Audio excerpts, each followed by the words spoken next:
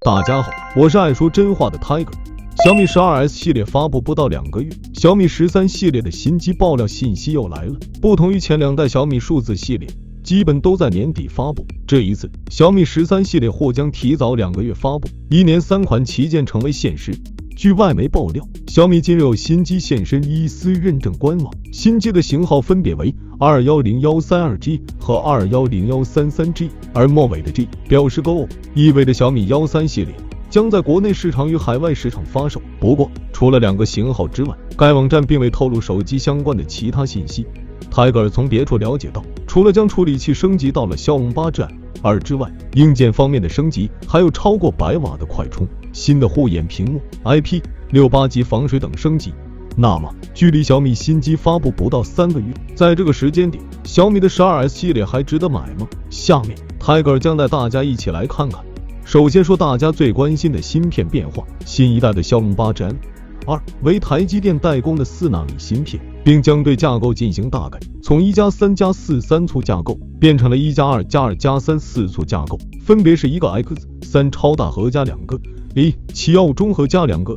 A710 中核加3个 A510 小核。新的架构给芯片带来的是更加灵活的性能调度，而 GPU 方面，从骁龙8的 Adreno 730提升到了 Adreno 740。其次，骁龙8 Gen2 的 5G 调节器从骁龙8 Gen1 的 X6 提升到了 X70。单从芯片上来说，骁龙8 Gen2 很有可能成为安卓阵营最强的旗舰芯片。不过，骁龙8加的表现已经够优秀了，泰戈尔难以想象骁龙8 Gen2 会有什么更好的表现。除此之外，小米13系列将全系搭载超100瓦的快充，这将是小米数字系列中杯的充电功率第一次突破100瓦。小弟红米上100瓦快充的时间都比小米要早。不过，为了保持机身的轻薄，小米13的电池容量将会缩水至4500毫安时以下。续航和快充，小米13选择了快充，而小米13 Pro 将会配备大电池。在屏幕方面，小米再一次做出了区分。根据爆料信息，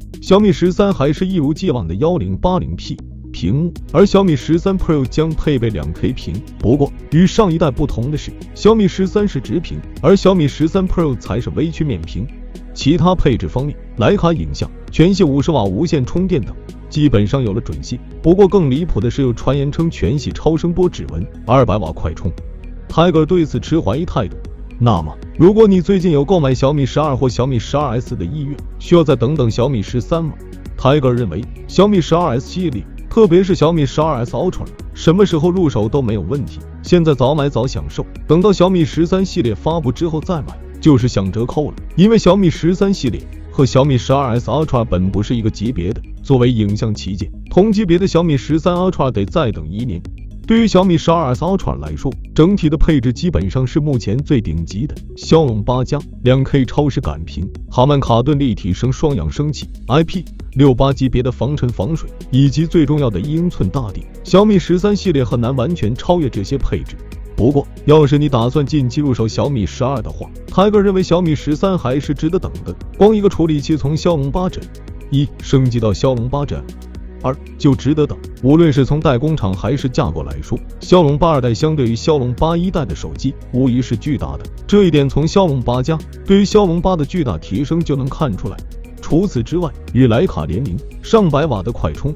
哪一点都比小米12强，哪一点都值得等。对于小米来说，产品的快速更新换代能够实时补强产品的竞争力，不让产品落后于市场。但是对消费者来说，手机厂商频繁发布旗舰级新机，对购买旧机的消费者来说无疑是一种背刺。新旗舰手机还没在手里捂热，就有同价位配置更好的手机出来，对于消费者首发购买新机的念头无疑是一种打击。泰戈尔希望手机厂商在抢占市场的时候能多考虑一点消费者们的感受，除了不让购买首发的用户感到背刺之外，消费者在使用产品时的体验也是很重要的。最近，泰戈尔看到不同平台的几位小米 12S Ultra 用户出现了手机烧煮版的情况。要知道，手机刚发布没多久，骁龙8加也不是火龙888，这都能出现烧煮版的情况，相信不仅泰戈尔费解，大家也都费解。希望小米直视问题关键，除了在发布旗舰机的速度上让人满意，在使用体验上也能让用户满意。好了，以上就是本期内容。Tiger 会一直追踪小米13系列的消息，若是您对相关消息感兴趣，别忘了订阅关注 Tiger，我们下期再见。